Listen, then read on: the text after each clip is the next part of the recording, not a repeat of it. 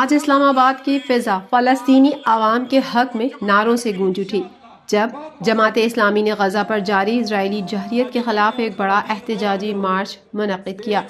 Rally کی قیادت امیر جماعت اسلامی حافظ نعیم الرحمن نے کی، جنہوں نے اسرائیل کے ظلم کو عالمی امن کے لیے خطرہ قرار دیا۔ جماعت اسلامی کے رہنما حافظ نعیم نے اپنے خطاب میں کہا کہ امریکہ مسلمانوں اور انسانوں کا قاتل ہے، غزہ ملبے کا ڈھیر بن گیا ہے، معصوم بچوں کو شہید کیا گیا ہے اور اسرائیل کو امریکہ کی مکمل پشت پناہی حاصل ہے۔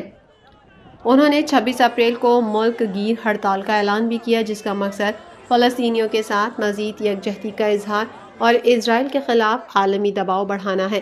آج کی اس ریلی کا مقصد یہ ہے کہ اسرائیل کو منہ توڑ جواب دینا ہے کہ پاکستان ہر لحاظ سے فلسطین کے ساتھ کھڑا ہے، اپنے مسلمان بھائیوں کے لیے، بہنوں کے لیے، بچوں کے لیے وہ ہمیشہ کھڑا ہے اور کھڑا رہے گا۔ یہ ہم اپنے جو عہدے پہ فائز ہیں، ہماری جو حکومت میں ہیں، ہمارے جو اس ملک کے سربراہان ہیں، ان کو ہم میسیج دے رہے ہیں کہ آئیں ہمارے ساتھ مل کے اپنے ان مسلمان بہن بھائیوں کا ساتھ دیں جو کہ فلسطین میں ناحق ظلم و ستم کی ایک بربریت میں ہیں، ان کو آزاد کروانا ہمارا فرض ہے۔ گزشتہ سال 7 اکتوبر کے بعد سے اسرائیلی جارحیت میں 50,900 سے زائد فلسطینی شہید ہو چکے ہیں۔ غزہ کی اکثریتی آبادی بے گھر ہو چکی ہے اور بین الاقوامی اداروں کے باوجود جنگ بندی کے اقدامات ناکام ہو رہے ہیں۔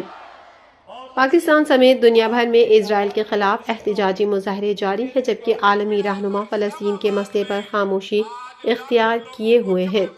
امریکہ اسرائیل انہوں نے انسانیت کی پوری تاریخ جو ہے نا، اس میں اتنے ظلم ستم نہیں ڈھائے جو آپ فلسطین کے لوگوں پر ڈھائے جا رہے ہیں، اور ہم یہاں اس لیے بھی آئے ہیں کہ ہم اپنے حکمرانوں کو شرم دلا سکیں، ان کو احساس دلا سکیں، 57 اسلامی ملکوں کے لوگ کہ ذرا غیرت کھائیں اور اپنے مسلمان بھائیوں کے ساتھ کھڑے ہوں۔ کچھ نہیں ہوگا، کچھ نہیں ہوگا، آپ کو مفادات کو کوئی نقصان نہیں، آواز تو اٹھائیں۔ جب وہ تمام لوگ اکٹھے ہیں، اسرائیل کے ساتھ ہیں، تو آپ اکٹھے ہو کے ایک آواز تو اٹھائیں۔